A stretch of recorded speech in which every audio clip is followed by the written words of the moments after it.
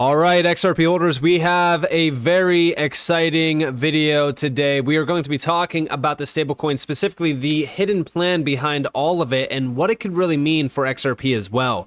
Welcome to the channel, everyone. My name is Nick. For those that are new to the channel, hopefully by the end of this video, you do become a subscriber. And also, if you're not following me on all social media platforms, you need to now to make sure that you are staying up to date on everything crypto. Go down in the description below and follow me right now. And also, if you are not in the free Discord already, you need to be. Guys, it's completely free. There's a ton of value in there, and there's so much in there to make sure that you are set to take profits and crush this market. Now, with that, let's talk about the story behind Ripple planning to acquire Standard Custody and Trust Company, because it's all connected. This is all one big plan in place that Ripple has been strategically planning since day one. Big shout out to XRP drops for this. We have Ripple has focused on a mission to provide enterprise-based solutions for those institutions who want to tokenize, store, move, and exchange value on blockchains around the world. And specifically, getting a trust company is a very strategic fit for Ripple and its stablecoin. Check this out. We started PolySign, the parent company for Standard Custody and Trust, which is a New York qualified custodian. We're days away, hopefully, from closing our transaction and selling Standard Custody and Trust to Ripple, upon which I'll be joining Ripple. I'm quite excited about that. Can you talk a little bit about what was the strategic importance of that for Ripple? Why was Ripple interested in buying Standard Custody? Ripple's really evolved from what 10 or 11 years ago was a cross-border payments company to today really more broad-based in terms of tokenization, payments, custody, and in the not-too-distant future will be stablecoin. And I think in the end have focused on a mission to provide enterprise-based solutions for those institutions who want to tokenize, store, move, and exchange value on blockchains around the world. And so specifically getting a trust company is a very strategic fit for them to do that.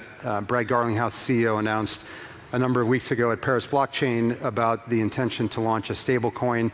I think when you consider Ripple's global payments network, there's a broad global base of financial institutions who increasingly have been using stablecoins as a means of payment and a settlement token for that payment. I think Ripple wants to natively be a part of that.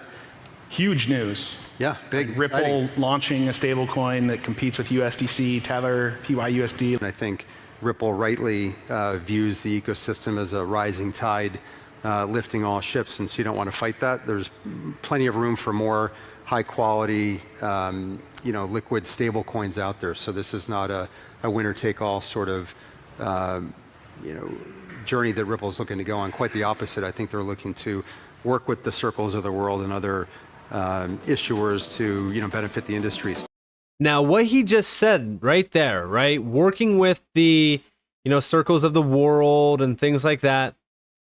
It's very interesting on how all of this kind of unfolded, right? We started to hear tokenization talks heavy back in late 2022 from BlackRock. 2023, it continued to heat up. By the middle to the end of 2023, the whole hype was ETFs. But what we kept hearing from Larry Fink from BlackRock was, it's not about the ETFs, it's about tokenization. And then what we heard from Ripple was, with tokenization, you need an underlying market. You need someone that's making that market. You need somebody that is providing, storage, custody, exchanging, liquidity. And then once you start thinking about these things, it's very clear on the path that Ripple is forging in front of it, which is to become that infrastructure layer for a tokenized economy. XRP's role here is very simple. The bridge currency aspect of XRP becomes even stronger because you still need something to bridge all these tokenized things of value. You need to bridge stablecoins still. You need to bridge CBDCs. All these things are still complementary to the original XRP use case.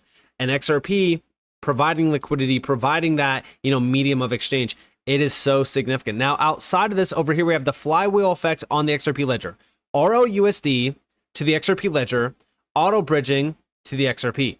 Ripple stablecoin RLUSD can also leverage the auto bridging that XRP currently provides in the ecosystem to create a flywheel effect on the XRP ledger. This is from the CEO of Standard Custody that you just heard talk as the new senior vice president of stablecoins at Ripple. And here we actually have, finally, let's talk use cases for Ripple stablecoin. What's your take? With the recent launch of the XRP Ledger's automated market maker functionality on the native decentralized exchange, the stablecoin can also leverage the auto bridging that XRP currently provides in the ecosystem to create a flywheel effect on the XRP ledger. This is very interesting to note, especially as we do focus on the end goal here for Ripple, which is to become that #1 infrastructure layer around this tokenized and digital economy. Now, also, we have Ripple stablecoin RLUSD can also leverage the auto bridging that XRP currently provides in the ecosystem to create the flywheel effect. This is what the flywheel effect on the XRP ledger kind of looks like, where you have XRP being the center point for everything on the XRP ledger. And even as we look at what Ripple is doing, technically also for what Ripple is doing. Then over here, we have from Subjective Views, RLUSD will be the global vehicle for trade. Don't believe it. It's still true. Corridors such as Africa have a huge need for a dollarized stablecoin. This is where RLUSD will play a key role in facilitating liquidity for trade. Currently, OwnerFreak utilizes Ripple payments to open up new corridors between Africa and the rest of the world. Remember that OwnerFreak has I think it's 1,300 corridors already tapped in. It's insane. Clip 1 having a dollarized stablecoin is something that I believe is compelling a lot of growth with regards to trade and with regards to remittances as well. But we still do have problems at that fiat last mile. Ripple also published a last mile playbook back in, I want to say 2021. Clip 2. So one of our partnerships integrating into a layer 1, which has resulted in instant settlement between us and the money transfer operator.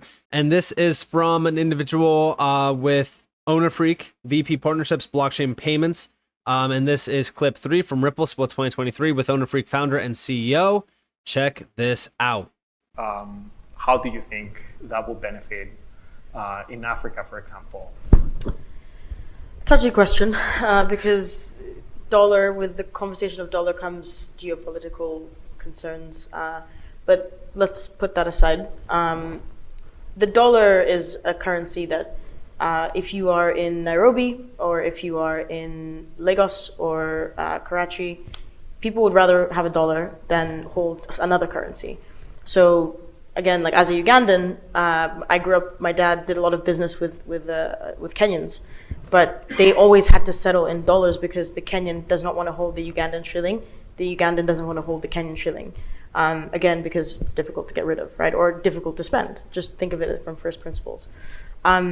Dollars have provided a global vehicle for trade, right? And this is this is visible in the fact that we have multiple iterations of the dollar today. We've got the US dollar that is issued in America. We've got the euro dollar, which I've learned today actually is mapped to the petrodollar, which is also used globally. So the fact that the dollar is so trusted and is so liquid globally is really important, something important to consider.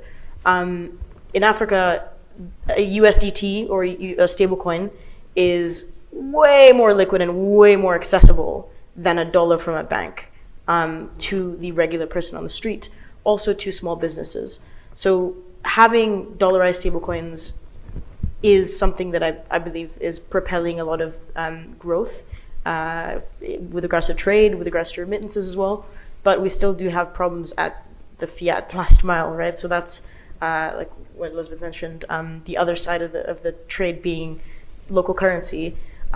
We still haven't quite, like, as a financial services payments community, nailed that piece yet. But yeah, dollarized stablecoins are very important for our region, and we're also starting to see African stablecoins crop up that will likely have liquid, pairs through DEXs or various centralized market makers to do swaps. But until we're at a point where a Nigerian Naira stablecoin, a USD stablecoin, a Mexican peso stablecoin are able to be easily transacted, We haven't quite solved that yet, but it's I think it's very important. How is non-Africa improving remittances flows in the African countries? Yeah, I mentioned earlier our focus heavily on partnering with layer ones. So we are B2B, we are infrastructure piping throughout Africa. So very little, if any, with regards to like retail users. We want to make it super cheap, super easy for our customers, so like remittance players, for example, MTOs, to remit funds to Africa. So one of our partnerships integrating into a layer one, which has resulted in instant settlement between us and the money transfer operator. Boring stuff, right? Like my parents don't give a crap about this, but my mom does know that it takes, if I use an MTO that is plugged into us via this integration that we have, she just knows that it's, oh, I spent less sending her money this month. She doesn't need to know that I spent less, but then using a different app. So the way that we're looking at it is like making tiny incremental impact by doing the heavy work of the crypto mullet, essentially, right? Like fintech in the front, traditional financial services in the front, crypto powering the back end. So we found that to be really, really quite impactful for our remittance business, and it's led to On a Freak actually seriously taking a investment into crypto, taking it a little bit more seriously. Mobile money, which is where really digital payments started in Africa, is instant native. What we've done as MFS Africa was to take that instant capability cross-border. When we move money between Kenya and Uganda, we go through those two layers, as I mentioned, the messaging layer, the compliance layer, and we have to do all of this and the settlement for the end user in less than 45 seconds. If it takes 5 minutes, the sender is going to call. If it takes an hour, he is going to come. Not just call. He doesn't believe that the money was sent. So we were able to do that at the level of Africa, and we continue to do that. We process, hundreds of thousands of these transactions every day. There, guys, have it. Again, this is all solved through what Ripple is providing. Now, yes, the RLUSD, the stablecoin, will be very significant for providing a means around payments, settlements, everything that we technically look for when it comes to payments. And even over here, we have the CEO of SB Group, Standard Bank Group, saying that at the BRICS Business Forum Leaders Dialogue, it may be possible to simplify international trade using a collection of domestic currencies without reference to any international reserve currency. Now we're getting to the bottom of everything happening around payments, around finance, and around settlement. As we really look at different currencies, stablecoins are a major thing to focus on when it comes to settlement and trade and cross-border payments. We discussed the international payment system in some detail. From an African point of view, a highlight of this conversation was the discussion of the Pan-African payment system, which has immense potential to stimulate trade and growth by increasing the spend and certainty and reducing the costs of cross-border payments in Africa. Participants also debated the question of whether a BRICS currency is possible or even desirable, with strong views expressed both for and against, with little consensus being reached. Seen from a banker's perspective, the debate would probably progress more fruitfully if the discourse maintained a sharper conceptual distinction between international payments on the one hand and reserve currencies on the other.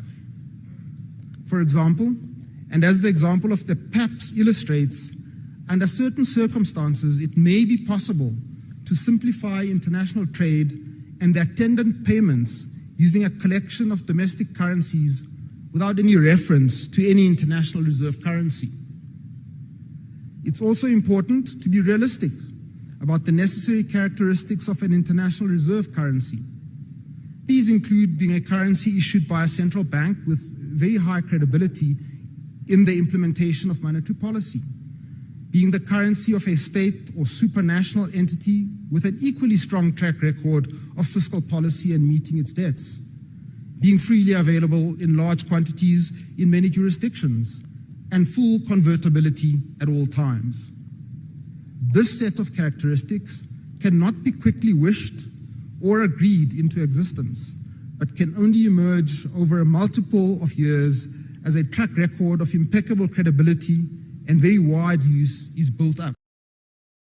And this is where we start to see the evolution of finance around pretty much the entire world.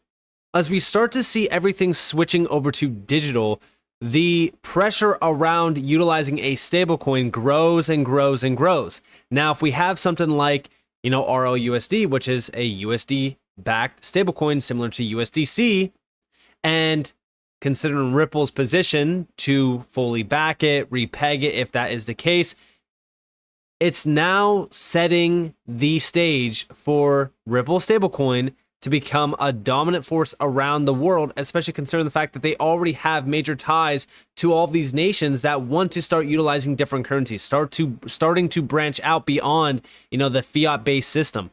They now want to utilize these stablecoins for payments. They want to solve for that last mile. And that's where we really look at the evolution of finance as a whole, which is stablecoins, digital assets, tokenized things of value. And last but not least, I just want to play one last clip. I know that this video is a little bit longer, but this is what does Ripple, Stellar Org, and Circle have in common? They're all working with the system, compliance first mindsets. And here we think it's a smart way to build a business. There's a lot about the system that makes sense and will continue to make sense. It's about finding those intersections where we can actually be additive and move it in a positive direction. Check this out. A boring panel because I'm agreeing with everybody, right? We don't have any spicy mixing it up. But I agree with the panelists. Maybe one thing that what Nabil said that I'll disagree with, at least I'll speak for real. We're not looking to disrupt the world pays the world. And this kind of goes along to Jason's point. I think the beauty of this is finding sort of the Web3 companies and finding the intersections and making the existing system better. I think historically one of the things that maybe has gotten people a little bit antsy about embracing crypto is that it was initially positioned as this libertarian, circumvent the system, kind of destroy the establishment credo. And there's still pockets of that, but I think that created quite a bit of tribalism and kind of really sticking almost with a religious fervor to a certain position. And Ripple's always had an approach of we want to work with regulators, we want to work with central banks, we want to work with companies and help make processes better as opposed to sort of destroy what's there and try to build something entirely new. So that didn't make us sort of the cool kid on the block when it came to crypto. It was like, oh, well, Ripple's kind of a sellout because they're working with the system. We think it's a smart way to build a business. We think, to Jason's point, there's a lot of things about the system that make sense and will continue to make sense. It's about finding those intersections where we can actually be additive and move it in a positive direction, in a compliant way. Because without compliance, the real volume of the real money is not going to come into the system, so to speak.